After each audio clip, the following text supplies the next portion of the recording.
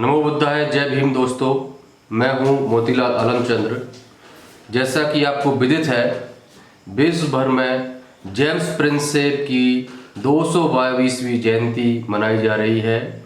और James Prinsep एक बहुत बड़े विद्वान थे जिन्होंने धम्म लिपि को सबसे पहले पढ़ा, जिससे भारत का जो खोया हुआ इतिहास था, जो दबा हुआ इतिहास था, वो पुनः उजागर हुआ। ये एक बहुत बड़ी उपलब्धि थी भारत देश के लिए और यहाँ की जनता के लिए। पूरे विश्व भर में विश्व धम्म लिपि गौरव दिवस का आयोजन किया जा रहा है और लोग बढ़ चढ़कर हिस्सा ले रहे हैं। इस आयोजन के लिए मैं खासकर अतुल भोसेकर साहब को साधुवाद प्रेषित करता हूं और बौद्ध साहित्य प्रसारक मंडल और ट्रेवल्स नासिक को भी, उनकी टीम को धन्यवाद ज्ञापित करता हूं कि ये बहुत महत्वपूर्ण कार्यक्रम धम्म लिपि के ऊपर उन्होंने लगातार आयोजित कर रहे हैं। आप पूरी टीम साधुवाद की पात्र है।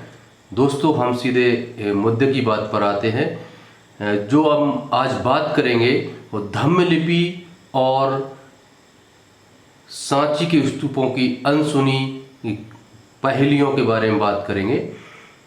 तो सबसे पहले दोस्तों यह जान लेते हैं कि धम्म लिपि क्या है। एक्चुअली धम्म लिपि सम्राट अशोक के द्वारा वर्तमान भारतीय भूभाग में जितने भी शिलालेख हमें प्राप्त हुए हैं सभी धम्म लिपि में हैं। एक्चुअली सम्राट अशोक उस लिपि को धम्म लिपि कहते हैं। आपकी जानकारी के लिए बता दूं कि सम्राट अशोक के पूर्व हमें लिपिकीय अभिलेख प्राप्त नहीं होते हैं या उस स्वरूप में प्राप्त नहीं होते हैं कि उन्हें एक वैज्ञानिक स्वरूप वाली लिपि का दर्जा दिया जा सके।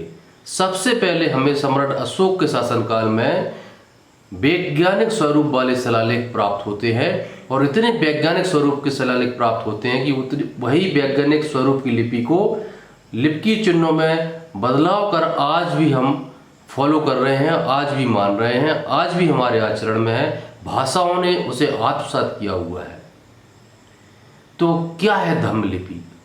एक्चुअली सम्राट अशोक जिस लिपि में लिखते हैं, खासकर मैं भारतीय भूभाग की बात कर रहा हूँ, इस भूभाग में जहाँ शिलालेख लिखते हैं उस लिपि को धम्म लिपि कहते हैं। वैसे सम्राट अशोक 3 और अन्य लिपियों में लिखते हैं। धम्म लिपि, जिसे तथाकथित खरोष्टी कहते हैं। इसके अलावा हम कंधार जाएंगे तो कंधार में द्विभाषिक शिलालेख मिला है, ग्रीक और अरमाइक में। इस प्रकार सम्राट अशोक कुल 4 लिपियों में, 4 भाषाओं में लिखते हैं और सबसे ज्यादा जो अभिलेख प्राप्त हुए वो धम्म लिपि में है और धम्म लिपि सबसे ज्यादा वैज्ञानिक है। तो दोस्तों, मैंने धम्म लिपि की यहाँ पर चर्चा की। धम्म लिपि के पहले आप जाएंगे तो हड़प्पा काल में आप पहुंचेंगे। हड़प्पा काल में हमें लिपि देखने को मिलती है, लिपि का स्वरूप हमको दर्शन होते हैं। लेकिन वो हड़प्पा कालीन जो लिपि है, हड़प्पा की जो लिपि है, वह आज तक पढ़ी नहीं गई है। सबसे प्राचीन पठनीय लिपि जो है वह है धम्म लिपि, जो सम्राट अशोक इजाद कर रहे हैं, सम्राट अशोक के शासनकाल में हमें देखने को मिलती है। तो धम्म लिपि बहुत महत्वपूर्ण है। उसके पहले आप जाएंगे धम्म लिपि। धम्म लिपि एक्चुअली ये पाकिस्तान में मानसेरा और शहबाजगढ़ी में 2 चतुर्दश शिलालेख प्राप्त हुए हैं।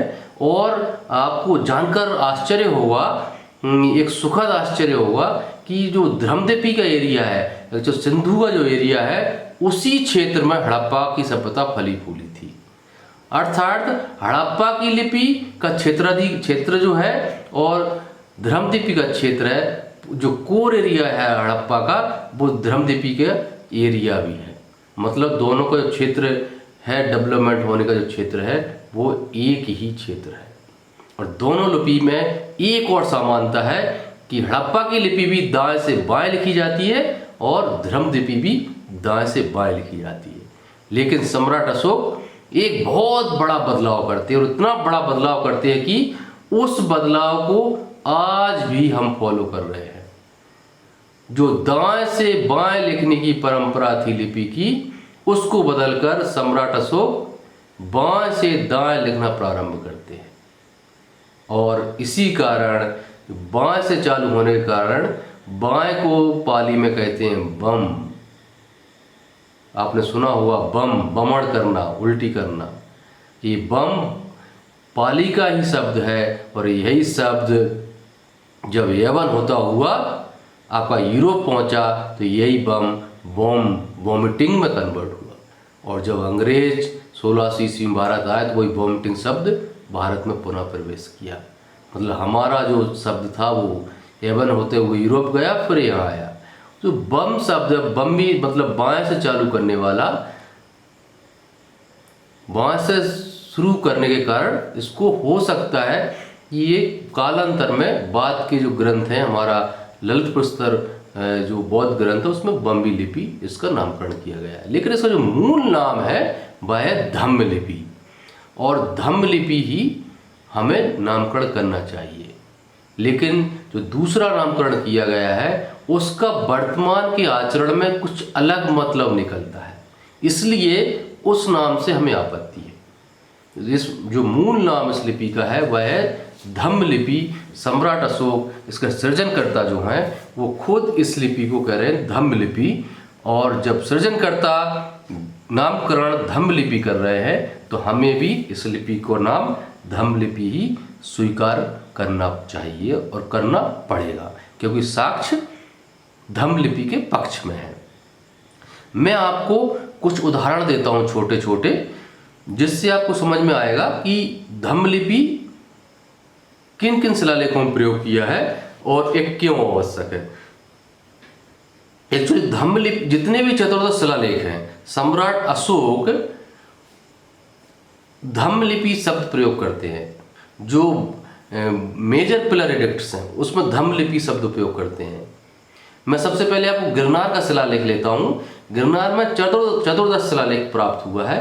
चतुर्दश शिलालेख का आशय है 14 शिलालेख एक जगह लिखे हो, तो ये बहुत महत्वपूर्ण और बहुत बड़े शिलालेख होते हैं। तो इसकी पहली लाइन सम्राट अशोक लिखते हैं, यंग धम्म लिपि देवानंग प्रियेन प्रियदसीना रायो लिखा पिता। मतलब यह धम्म लिपि देवनाम प्रियदसी राजा लिखवाते हैं, लिखवाया गया, अर्थात प्रेरणार्थक क्रिया है। यहाँ पर लिखा पिता, लेख के लिए, लिखवाने के लिए अलग प्रयोग हो रही है, और धम्म लिपि अलग शब्द है। इसी प्रकार हम दूसरा एक और शिलालेख लेते हैं, एक कालसी का शिलालेख लेते हैं, धम्म लिपि देवानंग पियेना पियदसीना लेखिता। यहाँ पर लेखिता शब्द उपयोग कर रहे हैं। धम्म लिपि यंग धम्म लिपि देवानंग पियेना पियदसीना लेखिता। हम एक और शिलालेख लेते हैं, ये जौगढ़ का शिलालेख है। इसमें पहली लाइन में लिखते हैं, यंग धम्म लिपि खेपिंग लसी पवतसी देवानंग पियेन पियदसीना लाजिना लिखा पिता। अर्थात हमें 3 शिलालेख हमने देखे, लिखा पिता, लेखिता और लिखा पिता। अर्थात लिखने के लिए अलग क्रिया का उपयोग हो रहा है और धम्म लिपि शब्द का अलग उपयोग हो रहा है। तो जो लिपि को कालांतर में इतिहासकारों ने लेख से कन्वर्ट किया है, और धम्म लिपि उस शब्द उसको तोड़कर धर्म लेख घोषित कर दिया है। मतलब एक जो नामकरण था धम्म लिपि उसको धर्म लेख कर दिया, ये कतई उचित नहीं है। जब लेख के लिए पृथक क्रिया एक ही सेंटेंस में प्रयोग हो रही है तो स्वाभाविक रूप से लेख के लिए दूसरी क्रिया लिपि नहीं हो सकती, और लिपि क्रिया नहीं है, धम्म लिपि। तो दोस्तों, हम धम्म लिपि को धम्म लिपि क्यों कहा जाए, इसके ऊपर रिसर्च करने की आवश्यकता है। हमारे बहुत से बुद्धिजीवी साथी रिसर्च कर रहे हैं, और रिसर्च में कई विद्वान जन, कई स्टूडेंट्स भाग ले रहे हैं, और यह जो कार्य है बड़े शिद्दत से कर रहे हैं कि जो धम्म लिपि नाम छीना गया है वह एक दिन हमें पुनः प्राप्त हो जाएगा। अब आगे चलते हैं दोस्तों।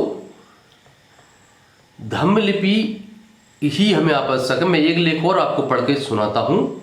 ये दिल्ली टोपरा शिलालेख है। दिल्ली टोपरा जो बड़ा स्तंभ है उस पर हमें मिला है, लिखा, सडु बिसति बसा अभिसीतेन षडुविशद में 26वें वर्ष में, राज्याभिषेक 26वें वर्ष में मियंग धम्म लिपि लिखा था। मैं यह धम्म लिपि में लिखवाता हूँ, लिखवाया गया है। दिल्ली टोपरा स्तंभ लेख पर यह लिखा हुआ है। और इसमें जो इसका 5वां भाग है, इसमें धम्म लिपि पापे बड़ी की मात्रा और धम्म लिपि, ये 3 अक्षरों का प्रयोग किया गया है। और इस धम्म लिपि शब्द का प्रयोग लगभग 42 बार आया है। धम्म लिपि शब्द का प्रयोग 3 बार आया है। और भी शिलालेख अभी खोजे जाने बाकी है, तो धम्म लिपि शब्द का प्रयोग की संख्या और भी ज्यादा हो सकती है। तो हमें जो लिपि सम्राट अशोक ने खोजी, यह लिपि धम्म लिपि एक्चुअली कोई मामूली लिपि नहीं है। ये भारतीय मूल की भाषाओं की लिपियों की मदर स्क्रिप्ट है। भारतीय मूल की भाषाओं की लिपियों की जननी है। मतलब जो भारतीय मूल की जितनी भी भाषा हैं, उनकी लिपि धम्म लिपि से ही निकली है। इसलिए भी धम्म लिपि बहुत महत्वपूर्ण है, और यह जननी है, और ये हमारे पुरखों की खोज है। अर्थात हमारे पुरखों ने लिपि खोजी, उसे आगंतुक संस्कृतियों ने अपनाया है। मतलब हमारे पुरखे बहुत बुद्धिजीवी थे, जिन्होंने लिपि की खोज की, और इतनी वैज्ञानिक लिपि की खोज की कि भाई आज भी तमाम भाषाओं में मामूली लिपिकीय चिन्हों के परिवर्तन कर भाई आज भी उपयोग हो रही है। जो उसका मूल स्वरूप है, जो उसके मूल नियम है, जो मूल उसके प्रावधान है, वो वैसे के वैसे हैं। धम्म लिपि में भी आ ई स्वर होते हैं, व्यंजन होते हैं, का वर्ग, चा वर्ग, टा वर्ग, भाई हिंदी में होते हैं, भाई मराठी में होते हैं, कन्नड़ में होते हैं, तमिल में भी वही होते हैं, उड़िया में भी वही होते हैं। मतलब जो मूल स्वरूप है वह ज्यों का त्यों है। मामूली लिपिकीय चिन्हों में, अक्षरों में या अल्फाबेटिकल लेटर्स में बदलाव आया है। इवन जो मात्रा लगाने का तरीका है वह भी धम्म लिपि जैसा ही है। वही का वही नियम हिंदी की देवनागरी लिपि में अप्लाई होते हैं, वही के वही नियम तमिल की लिपि में अप्लाई होते हैं, कन्नड़ में भी वही नियम अप्लाई होते हैं। जो ऊ और बड़ा ऊ की जो मात्रा है वह अक्षर के निचले भाग में लगाते हैं, और शेष मात्राएं अक्षर के ऊपरी भाग में लगाई जाती हैं। जो मात्रा लगाने का तरीका है वह भी सेम जैसा ही है। मात्रा लगाने के लिए पूरा स्वर का उपयोग नहीं करते हैं।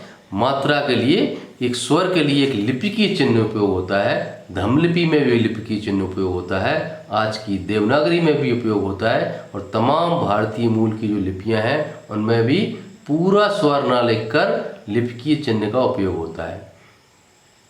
आपने देखा हो अंग्रेजी में पूरा स्वर लिखा जाता है, रोमन स्क्रिप्ट में पूरा स्वर लिखा जाता है, पूरा वोवेल लिखा जाता है, लेकिन धम्म लिपि में स्वर के लिए जो मात्रा के रूप में उपयोग होगा तो उसमें लिपिकीय चिन्ह पृथक से बनाया गया है। यह 2300 साल वर्ष पहले बना दिया गया, और यह अभी भी चल रहा है।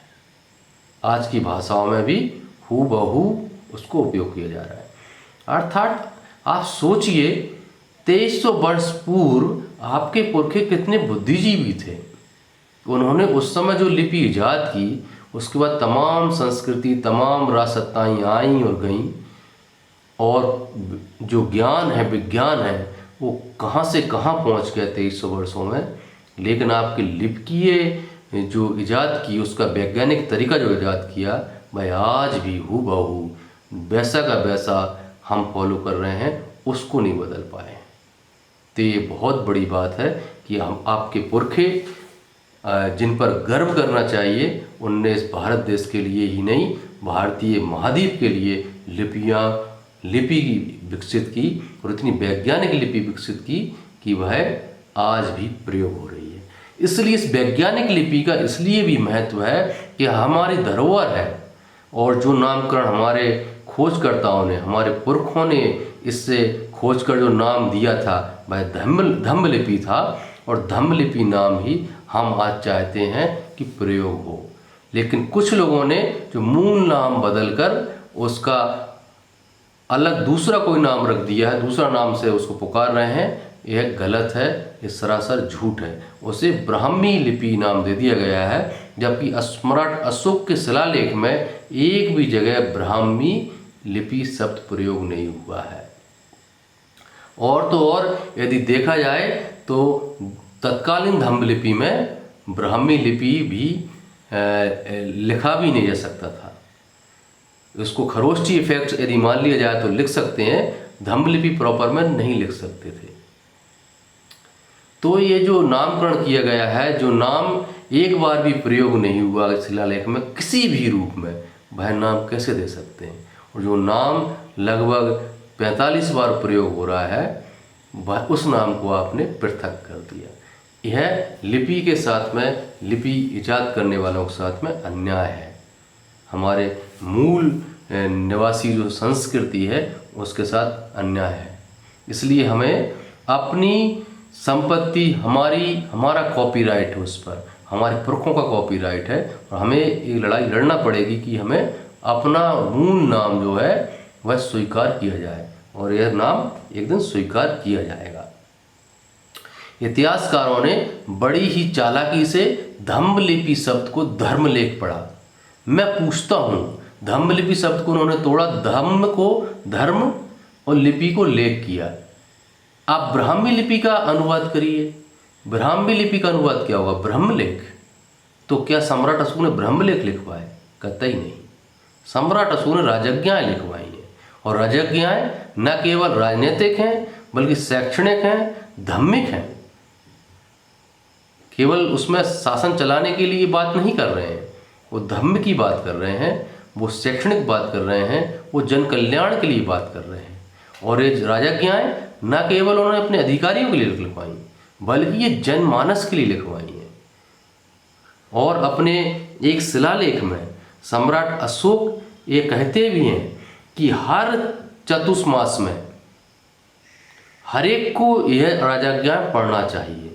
तो दोहली का द्वितीय शिलालेख है, पृथक शिलालेख का द्वितीय भाग जो है, उसमें लिखते हैं, यंग चा लिपि अनुचातुमासंग तसेन नखतेन सोतबिया।